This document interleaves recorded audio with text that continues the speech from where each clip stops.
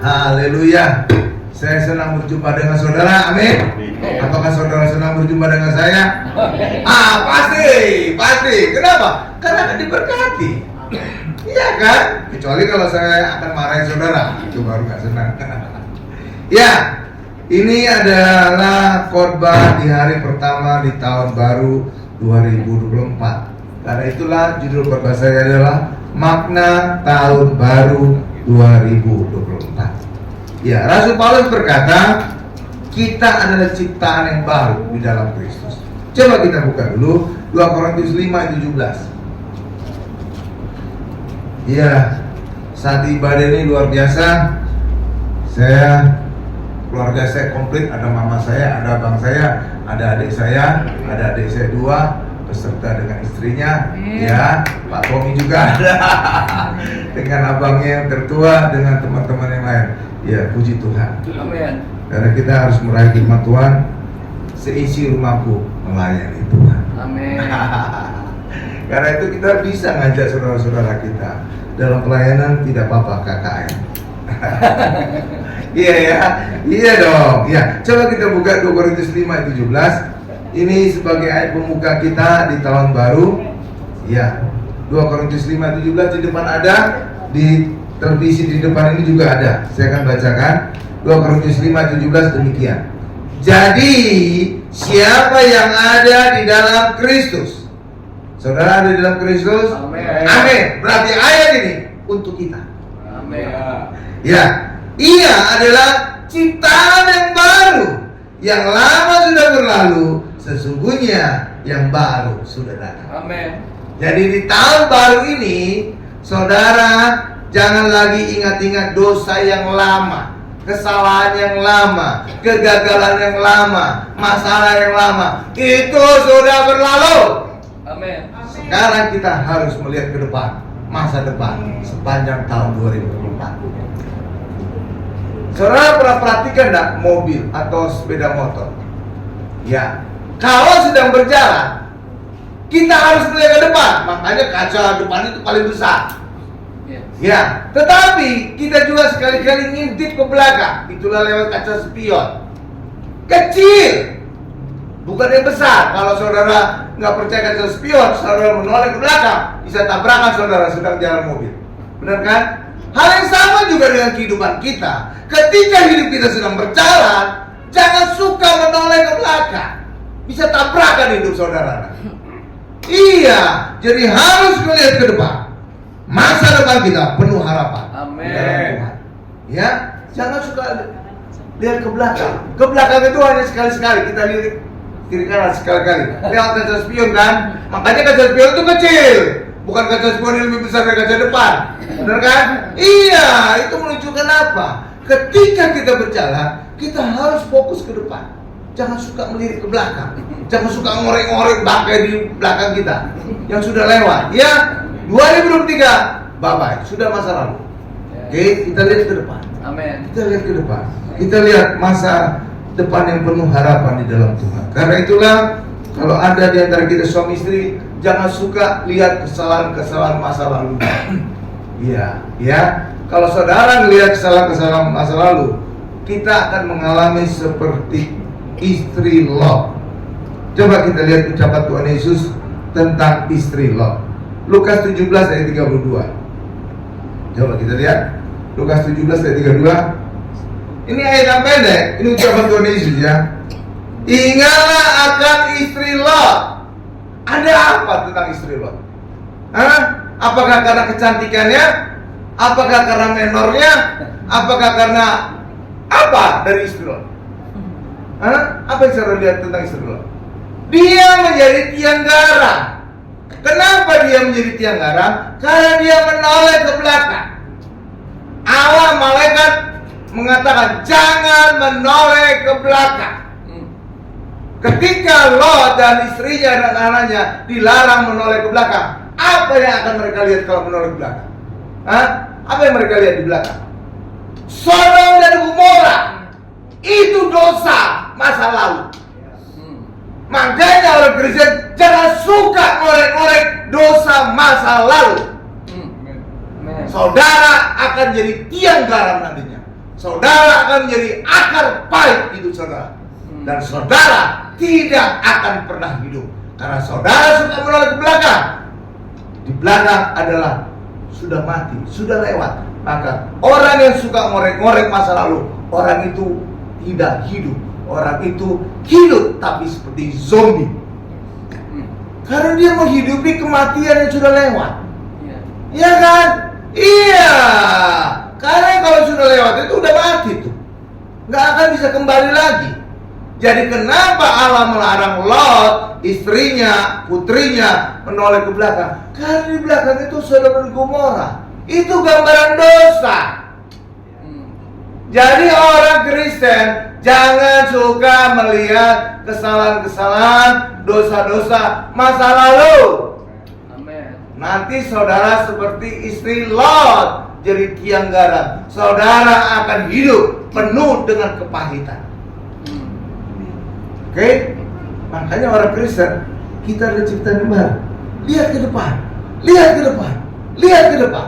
Karena di depan Tuhan telah menyediakan rancangan yang penuh harapan. Amin. Amin. Oke? Jangan lihat ke belakang. Di belakang itu sudah mati semua, sudah lewat. Oke ya, Bapak Ibu ya.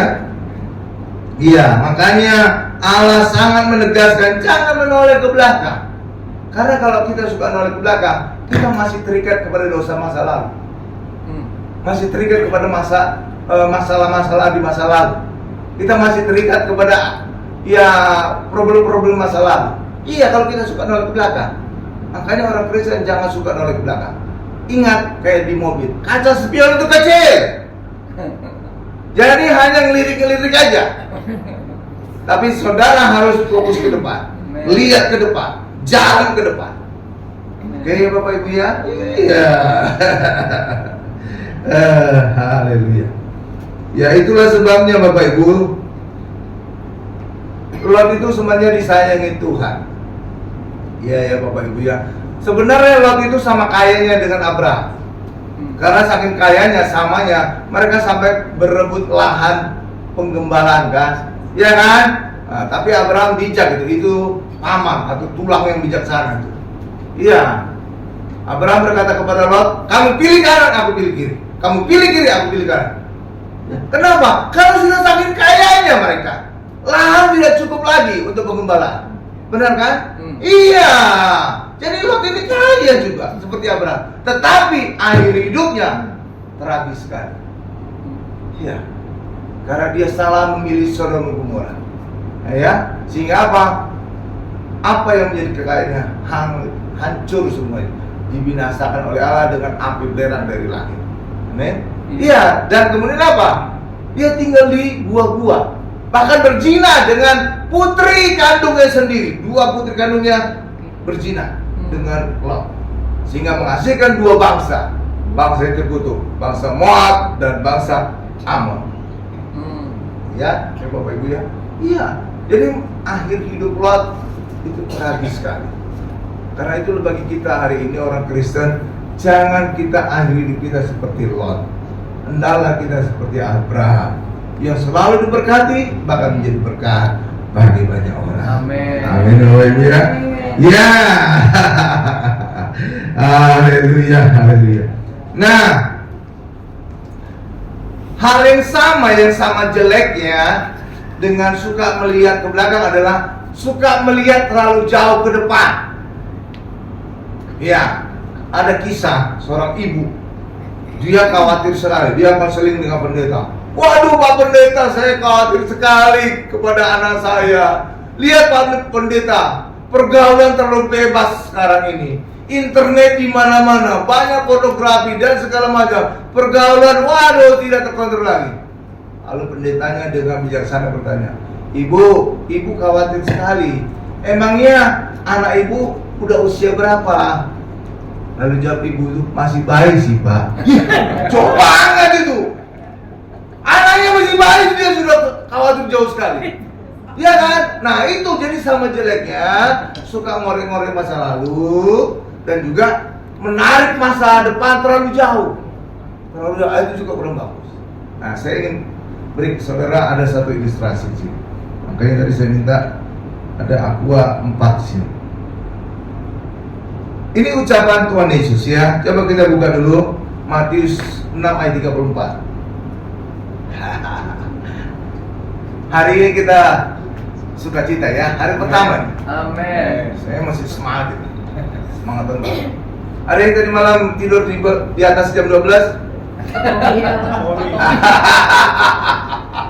Old and new. Wah, bisa kembang api gitu ya. Ya. Coba Matius 6 ayat 34 sudah di sana? Ini saya bacakan ya. Ini saya bacakan di depan ini ucapan Tuhan Yesus. Sebab itu janganlah kamu khawatir akan hari besok, karena hari besok mempunyai kesusahannya sendiri. Kesusahan sehari cukuplah untuk sehari. Ini maknanya dalam sekali loh Bapak Ibu. Ya. Kenapa maknanya dalam? Sekarang kita perbandingkan dengan ratapan. Coba dibuka sekarang ratapan. Ratapan 3 ayat 22 sampai 23. Ratapan itu sebelum Yeremia, setelah Yeremia. Jadi ini adalah Yeremia itu nabi yang meratap atas dosa-dosa orang Israel, dan ini menjelang pembuangan ke Babel. Sudah? Nih saya bacakan ya Ratapan 3 ayat 22 ya. Tak berkesudahan kasih setia Tuhan, tak habis-habisnya rahmatnya, selalu baru tiap pagi. Katakan sama-sama saya, tiap pagi. Besar kesetiaan. Nih, saya ingin mengabarkan ilustrasi. Lihat ke depan ini Bapak Ibu. Ini ada gelas aqua. Matius 6 ayat 34 tadi, coba dibuka lagi. Kesusahan sehari cukuplah untuk sehari. Kenapa Tuhan Yesus berkata kesusahan sehari cukuplah untuk sehari? Saudara tahu kenapa? Misalkan kesusahan sehari itu air mineral, oke ya. Ini kesusahan sehari cukuplah untuk sehari. Kenapa Tuhan berkata kesusahan sehari cukuplah untuk sehari? Karena berkat Tuhan juga baru setiap pagi. Jadi berkat Tuhan itu cukup untuk mengatasi masalah hari demi hari. Amin. Misalkan berkat Tuhan itu ini, pas. Jadi kalau orang Kristen hidup hari demi hari dan berkat Tuhan juga dia sadari baru setiap pagi, maka setiap hari dia pasti sukses dalam hidup. Tetapi masalahnya sekarang adalah seringkali orang Kristen menarik masa lalu ke sekarang sehingga bebannya jadi tambah. Akibatnya apa? Berkat sehari-hari tidak cukup untuk mengatasi masalah. Oke? Iya, masalahnya ada 2 air mineral. Berkat Tuhan juga cukup cuma 1. Akibatnya apa? Kalau orang suka menarik masa lalu ke masa sekarang, dia pasti gagal setiap hari. Karena berkat Tuhan baru setiap pagi cukup hanya mengatasi masalah itu saja, hari itu saja. Paham Bapak Ibu? Makanya jangan suka menarik masalah di masa lalu ke sekarang. Hal yang sama juga sama buruknya menarik masa lalu ke sekarang. Karena kalau itu kita lakukan, menarik masa lalu ke sekarang, menarik masa depan ke sekarang, maka berkat Tuhan yang baru setiap pagi nggak cukup untuk mengatasi masalah yang triple tadi. Oke Bapak Ibu ya. Makanya orang Kristen hiduplah hari demi hari, karena berkat Tuhan juga hari demi hari. Kalau kita pastikan hidup kita hari demi hari, masalah sehari cukup sehari, maka hidup saudara setiap hari hidup yang selalu berkemenangan. Amin. Amin. Tetapi kalau saudara tarik masalah yang masa lalu atau menarik masalah yang masa depan ke hari ini, saudara akan selalu gagal setiap hari. Kenapa? Karena berkat Tuhan hanya cukup untuk satu masalah. Oke Bapak Ibu ya, ya pahamnya. Makanya jangan suka narik-narik masa yang lalu, jangan suka narik-narik masa depan. Nanti beban hidup saudara nggak cukup. Ya, berkat Tuhan itu gak cukup untuk mengatasi masalah kita. Amin. Amin. Nah, makanya Tuhan berkata, kesusahan sehari cukuplah untuk sehari. Kenapa? Karena berkat Tuhan juga baru setiap pagi. Berikan kemuliaan bagi Tuhan. Paham ya?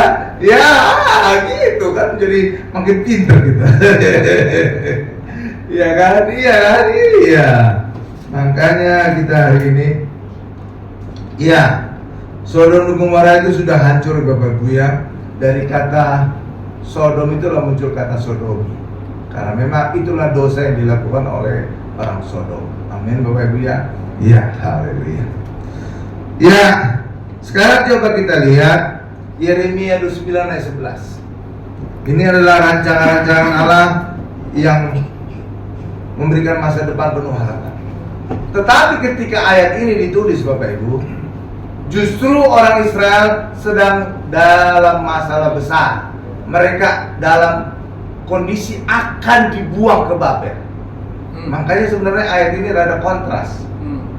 Kontrasnya apa? Allah berjanji akan memberikan masa depan penuh harapan, tetapi di depan mata orang Israel sebentar lagi mereka akan dibuang ke Babel. Ya, jadi ini kontras ini sebenarnya ayat ini. Sama juga seperti Paulus seringkali menuliskan ayat itu kontras. Bersukacitalah senantiasa, padahal dia sedang di penjara. Iya, ya kan? Iya. Jadi seringkali Alkitab itu ada kontras-kontras. Coba Yeremia 9:11. Ini saya bacakan ya. Sebab aku, berarti aku ini seperti Allah yang besar ini. Sebab Allah ini mengetahui rancangan-rancangan apa yang ada padaku mengenai kamu. Demikianlah firman Tuhan, yaitu rancangan damai sejahtera dan bukan rancangan kecelakaan, untuk memberikan kepadamu hari depan yang penuh harapan. Jadi ini rada kontras. Kenapa ayat ini muncul menjelang orang Israel dibuang ke Babel? Apanya penuh harapan kalau demikian? Ya kan? Karena orang harus bertanya dong. Ayat berkata penuh harapan. Apanya penuh harapan? Orang sebentar lagi mereka akan dibuang. Ya, benar nggak? Soalnya pernah bertanya dari demikian ya.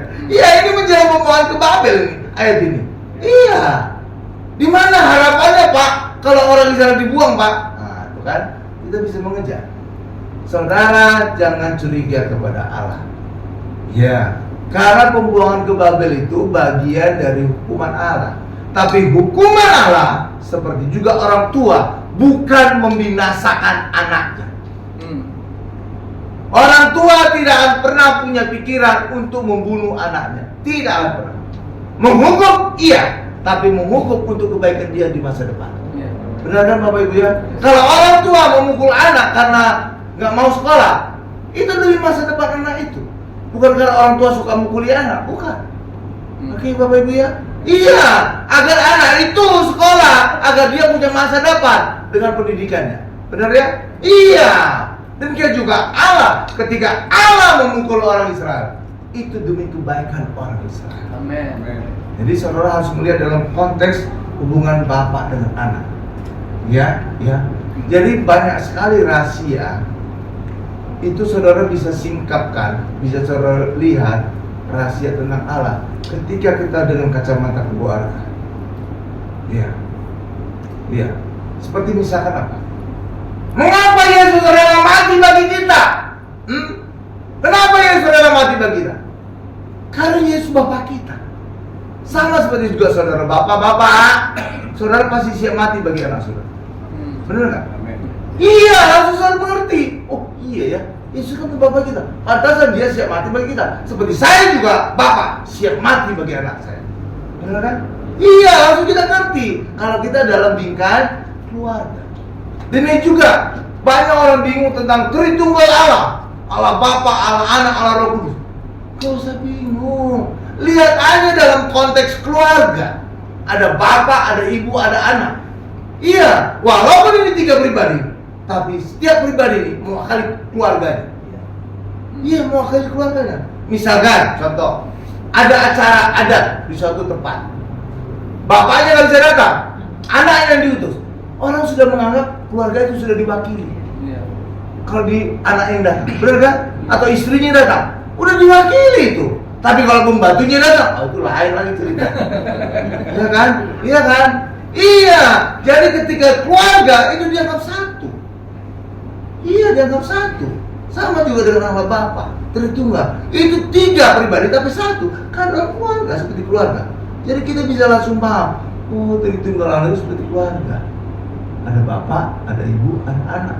Langsung kita ngerti, gitu Bapak Ibu.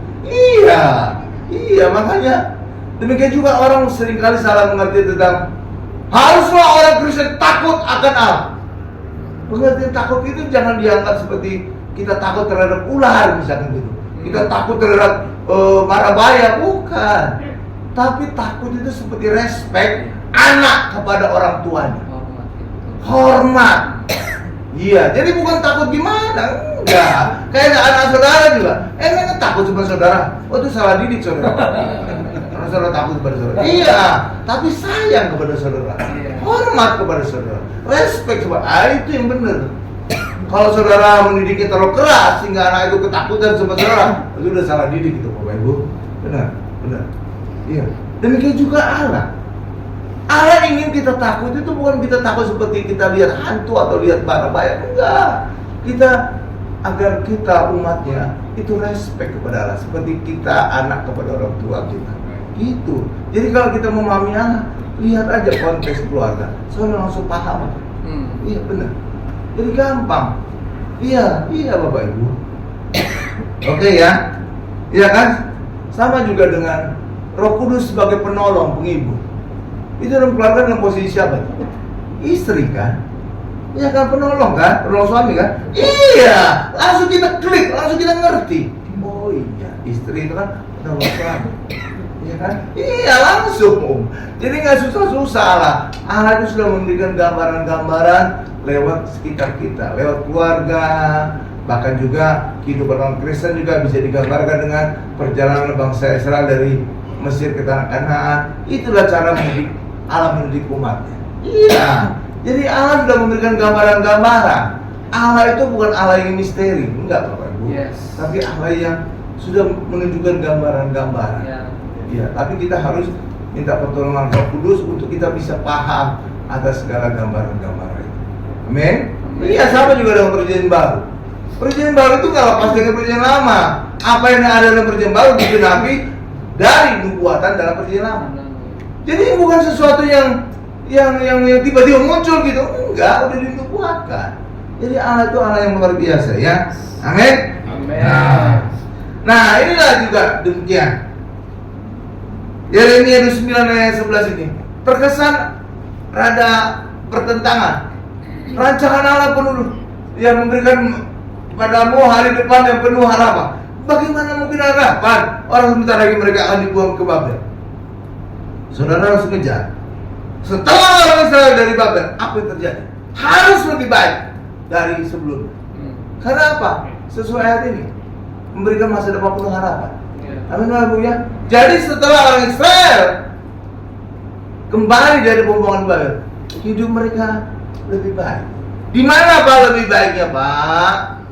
Cara ibadah mereka sudah berbeda. Saudara tahu? Tempat ibadah orang Israel sebelum pembuangan itu cuma satu.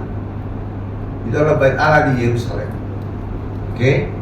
Tapi setelah pembuangan dari Babel, di Babel mereka punya kerinduan untuk mendengar firman Tuhan, berkumpul untuk sharing firman Tuhan. Dan itulah kemudian di Babel muncul persekutuan doa. PD, Kul, Komsel. Iya, dan itu setelah pembuangan di Babel, mereka kembali ke Israel. Itulah kemudian dilembagakan menjadi sinagoge. Sama seperti juga sekarang gereja, banyak sekali awalnya itu dari persekutuan doa. PD. Bahkan gereja yang besar di Jakarta, gereja Tibires, itu dulu awalnya PD, persekutuan doa. Iya, didirikan oleh Ibu Gembala, Ibu Pareji. Iya Bapak Ibu. Saya tahu, pokoknya tahu lah. Iya, dan rupanya beliau itu yang mengawali dan juga yang mengakhiri rupanya. Ya, mengawali gereja dengan RPD, dan beliau sekarang jadi gembalanya, dan beliau nanti akan mengakhiri barangkali. Ya. Nah, jadi apa yang lebih baik yang terjadi pada bangsa Israel setelah pembuangan di Babel? Mereka punya PDPD, mereka punya persekutuan, dan itulah kemudian dilembagakan ketika mereka kembali ke Israel. Karena itulah sinagoge itu setelah pembuangan dari Babel muncul. Jadi itu kondisi mereka lebih baik. Dan Tuhan Yesus pernah suatu hari juga khotbah atau membaca kitab Yesaya di sebuah sinagoge di Nazaret. Amin. Iya. Jadi PDPD itu bukan hal baru sebenarnya secara rohani. Itu sudah ada sejak zamannya Babel gitu Bapak Ibu ya. Iya, jadi itu yang menjadi lebih baik. Jadi orang Israel itu menjadi punya sarana untuk semakin mengenal firman Tuhan, punya sarana untuk ini. Dan lewat adanya sinagoge itu muncullah kemudian jabatan-jabatan rohani, ahli Taurat, Farisi. Sebelumnya nggak ada itu jabatan. Jabatan itu, dulu itu sebelum pembuangan itu hanya ada dua. Satu, imam dari suku Lewi yang melayani di Batala. Yang kedua adalah nabi-nabi yang nggak terikat dengan Batala. Oke Bapak Ibu ya? Iya. Tapi setelah pembuangan muncul sinagoge, perlu ahli-ahli Taurat. Muncullah kemudian ahli Taurat. Dan salah satunya adalah Rasul Paulus. Oke, iya kan? Jadi kan relatif lebih baik kan? Iya, di mata Allah itu jadi lebih baik. Kenapa? Karena semula orang Israel itu kan melakukan banyak dosa sebelum pembuangan di Babel. Iya, tapi setelah pembuangan di Babel itu sudah generasi baru. Makanya mereka itu sekitar 70 tahun dibuang di Babel. Amin. Kenapa harus 70 tahun? Kok nggak 80 atau 100 tahun? Kenapa? Karena umumnya satu generasi itu 70 tahun. Jadi dihabiskan dulu generasi orang berdosa, dan ketika mereka kembali sudah generasi yang baru. Sama seperti juga ketika orang Israel keluar dari Mesir, ya, tapi tidak ada yang lahir di Mesir yang sampai ke tanah Kanaan kecuali Yosua dan Kaleb. Semua itu mati di padang gurun, dan yang masuk tanah Kanaan adalah generasi yang baru. Iya kan, baru kan? Iya, ya semua lahirnya di padang gurun, bukan yang lahirnya di Mesir. Oke? Iya, jadi Allah tuh membuat generasi yang baru, dan generasi baru inilah yang akan menerima tanah Kanaan. Karena itulah bagi kita juga hari ini, ya Bapak Ibu, mungkin saudara punya masa lalu dulu, ya saudara bertobat, saudara mungkin akan dipulihkan Tuhan. Tetapi generasi saudara berikutnya itu yang akan mengalami 100% pemulihan dari Tuhan. Generasi baru. Generasi baru gitu Bapak Ibu. Iya. Karena itulah bagi kita hari ini rancangan Tuhan itu memberikan pengharapan, masa depan penuh harapan. Karena itu orang Kristen nggak perlu nanya-nanya peramal, nanya-nanya ke paranormal, apalagi yang abnormal. Iya dong, kalau itu kan ditanya oleh orang mereka kan, orang dunia. Kenapa? Iya, karena mereka ingin tahu apa yang terjadi di masa depan, supaya mereka persiapan, supaya mereka tidak dikalahkan oleh zaman gitu. Makanya mereka perlu tahu apa yang terjadi di masa depan, agar mereka punya waktu untuk persiapan. Tapi bagi kita nggak perlu khawatir, karena kita punya janji Tuhan. Amin. Amin, haleluya. Masa depan penuh harapan. Udah, kita pegang aja, kita percaya, kita imani. Tuhan nanti akan mengatur detail-detailnya. Haleluya Bu ya. Iya, yang penting prinsipnya dulu kita pegang. Kita punya masa depan penuh harapan. Udah cukup.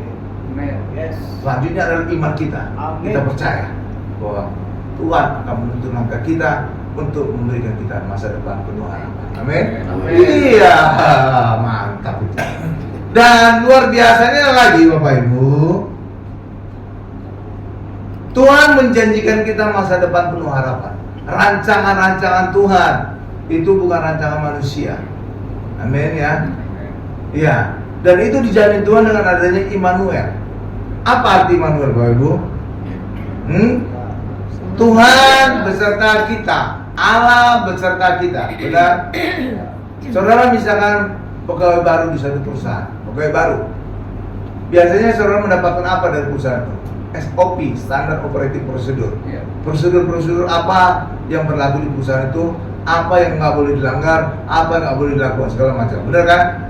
Ketika saudara pegawai baru dikasihkan SOP, saudara bisa ngerti nggak kira-kira SOP itu? Belum tentu. Tergantung IQ saudara. Kalau IQ tegak, mungkin 80% lah bisa ngerti SOP itu ya, Standard Operating Procedure ya. Ya, tapi kalau IQ-nya jongkok gitu, ya mungkin 50% lah, ya. Saudara tahu nggak bagaimana cara memastikan agar pegawai baru bisa 100% bisa sukses di perusahaan? Harus ada yang dampingi. Pegawai itu harus didampingi oleh atasannya, apalagi kalau didampingi oleh dirut perusahaan itu pasti 100% pegawai itu akan berhasil di perusahaan. Dia dapat SOP, dia juga didampingi oleh dirutnya. Wow, penguasa tertinggi di perusahaan itu. Pasti orang itu akan sukses bekerja di perusahaan. Benar Bapak Ibu ya? Benar kan? Iya, hal yang sama juga dengan kita kekristenan. Tuhan telah memberikan kita SOP. Apa SOP kita? Alkitab. Itu SOP-nya kita. SOP-nya orang Kristen, standar hidupnya orang Kristen. Tetapi itu kan susah juga kita mengerti. Benar kan Bapak Ibu ya? Iya, tapi kalau Tuhan juga menyertai kita, Immanuel, jaminan kita akan sukses dalam kehidupan. Kenapa? Karena penguasa langit dan bumi, segala kuasa di surga dan di bumi ada pada Yesus, dan Yesus menyertai kita. Pasti hidup kita akan berhasil. Amin. Sama seperti tadi pegawai baru, dia dapat SOP, kalau dibiarkan saja tergantung IQ-nya. Mungkin 80% berhasil, mungkin 50%. Tapi kalau dirut di perusahaan itu mendampingi pegawai baru itu, pasti pegawai itu akan sukses. Benar ya? Hal yang sama juga dengan kita. Kita punya Alkitab, SOP dari Tuhan. Tapi kalau dibiarkan sendiri kita jalan, kita bisa gagal. Karena belum itu kita ngerti. Benar ya? Tapi ketika Allah yang punya kuasa di surga dan di bumi mendampingi kita, menyertai kita, Immanuel, maka hidup kita akan jamin 100% akan berhasil. Amin. Berikan kemuliaan begitu. Ya, apalagi Allah itu Tuhan kita itu Alfa dan Omega. Korbannya kemarin Pak Tommy. Apa artinya Alfa dan Omega Bapak Ibu? Awal dan akhir. Misalkan ini. Ya, bunga aja sekarang ganti bunga. Udah lebih mencolok. Misalkan bunga yang ini misalkan yang bunga yang ini Bapak Ibu alfa, awal. Ini misalkan yang akhir. Ya, amin Bapak Ibu. Dan saudara ada di tengah-tengah. Saudara jadi sukses kan? Oh jamin dong. Yes. Awalnya hidup kita ditentukan Allah, akhirnya hidup kita ditentukan Allah. Oh pasti sukses kita. Yeah. Benar? Yeah. Jadi hidup kita tidak ditentukan vonis dokter. Amen. Dokter bukan alfa dan omega. Yes. Hakim bukan alfa dan omega. Yes. Tidak bisa menentukan hidup saudara. Tapi Tuhan alfa dan omega. Amen. Maka ketika kita hidup dalam Tuhan, Amen. awal dan akhir hidup saudara pasti dijamin. Amen. Haleluya. Yes. Yes. Ya. Jadi nggak ada yang bisa mengganggu bukan saudara ketika saudara dalam Tuhan. Karena Tuhan adalah alfa dan omega. Amen. Nggak ada yang bisa ngatur hidup saudara awal dan akhirnya. Dokter tidak bisa. Saudara bisa divonis 3 bulan mati. Kalau Tuhan berkata tidak mati, lanjutkan. Dia akan jadi pendeta besar. Bisa terus. Kenapa Ibu? Benar.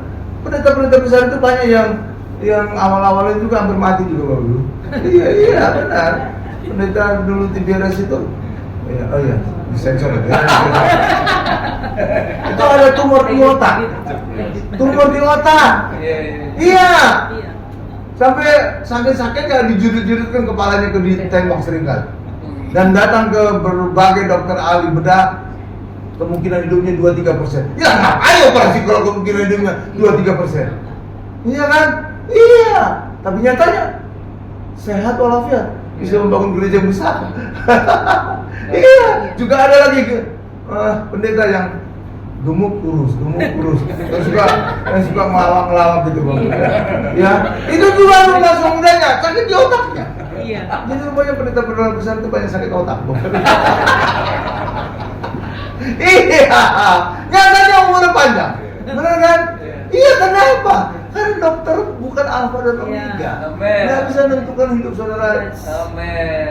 Tapi ketika kita dalam Tuhan, awal dan akhir hidup kita ditentukan oleh Tuhan. Makanya tenang aja, santai aja. Amin, haleluya. Amin. Iya. Makanya kita harus di dalam Tuhan yang menentukan awal dan akhir hidup kita. Maka saudara mantap, tak perlu khawatir. Apapun kata orang terserah. Iya kan? Iya. Makanya bagi kita hari ini, kita masuk tahun baru. Mari kita pertama kali ini, di hari pertama kita mencari wajah Tuhan. Amin. Kita mencari penyertaan Tuhan. Amin. Kita mencari berkenannya Tuhan bagi Amin. kita. Amin. Sehingga apa? Sehingga sepanjang tahun 2024 ini kita mantap. Amin. Iya, kalau Tuhan ada di pihak kita, siapa lawan kita? Amin. Ayat yang berkata demikian kan? Iya. Dan awal dan akhir hidup kita ditentukan oleh Tuhan, Alfa dan Omega. Ngapain kita khawatir? Yes. Amin. Iya, dunia boleh berkata apa saja terserah. Tapi ketika kita dalam Tuhan yang mengatur awal dan akhir, Alfa dan Omega hidup kita pasti selalu. Amin. Amin. Ya, berikan kemuliaan bagi Tuhan Yesus. Saya simpulkan khotbah kita. Tuhan adalah Alfa dan Omega. Segala kuasa di surga dan di bumi ada pada Tuhan Yesus. Itulah sebabnya penyertaan Tuhan memberikan kita jaminan kita akan sukses di tahun baru 2024 ini. Amin. Kita tundukkan kepala kita. Terima kasih Tuhan untuk firman-Mu hari ini. Hari ini adalah hari pertama kami Tuhan di tahun 2024. Dan kami ingin mencari wajah Tuhan. Kami ingin mencari perkenanan Tuhan. Kami ingin memastikan Tuhan selalu menyertai kehidupan kami. Maka kami percaya penyertaan Tuhan itu menjamin hidup kami di tahun 2024 ini akan lebih sukses, lebih sehat, lebih berhasil dari tahun 2023. Amin. Terima kasih Tuhan untuk firman-Mu. Dalam nama Tuhan Yesus kami berdoa dan mengucap syukur. Haleluya. Sama-sama kita berkata amin.